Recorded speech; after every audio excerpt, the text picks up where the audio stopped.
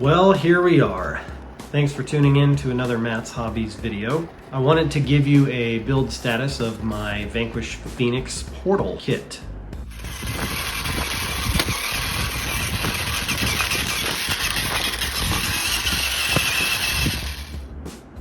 Here's the first thing that I want to share with everyone who is thinking about getting this kit.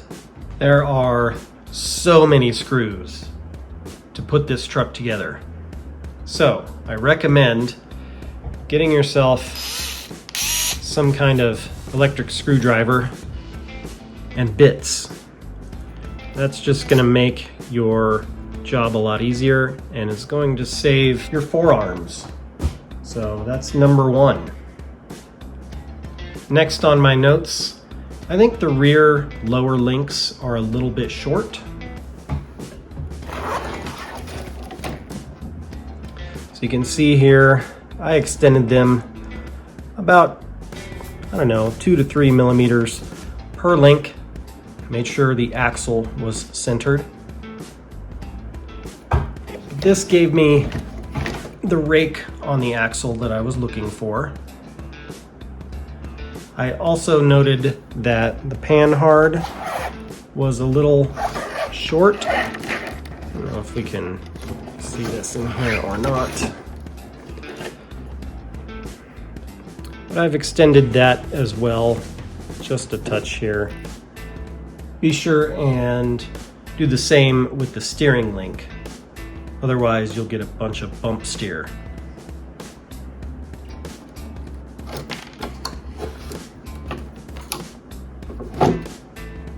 For this build, I chose the Spectrum Firma 2-in-1, 2300 kV, and that's about the bare minimum that I think I would put in this truck.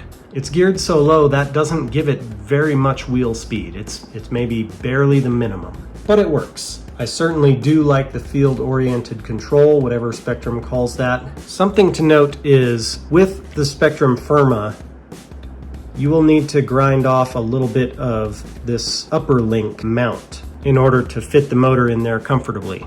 I think the only other thing I want to note during the build process, I watched a video Joe made over at Exocaged where he had to file down the pistons inside the shocks because they fit too tightly. I also experienced the same thing, but after filing them down in a very similar manner as to what he showed in his video, link in the description, they are running nice and smooth.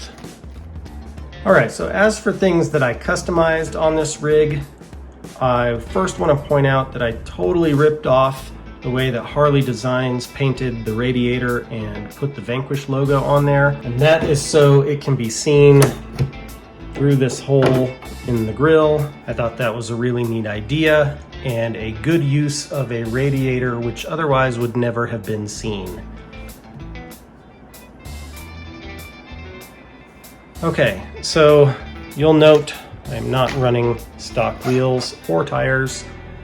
I really was not a big fan of the VXTs that came in the kit. They were garbage. The KMC wheels that came with it looked great. However, they left the C-hub hanging out where it can strike rocks and hang the vehicle up while crawling. I don't like that from a performance perspective, and so I opted with something that has a positive offset.